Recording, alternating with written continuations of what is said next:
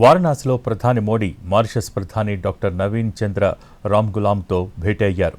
ఇరు దేశాధినేతల మధ్య ద్వైపాక్షిక చర్చలు జరుగుతున్నాయి.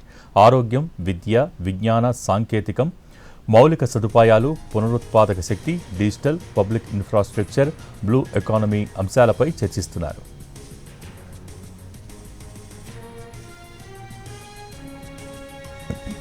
అంతకుముందు వారణాసిలో ప్రధాని మోడీ రోడ్ షో జరిగింది.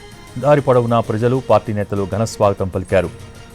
సొంత నియోజకవర్గంలో ఈరోజు మారిషస్ ప్రధానికి మోడీ ఆతిథ్యమిస్తున్నారు.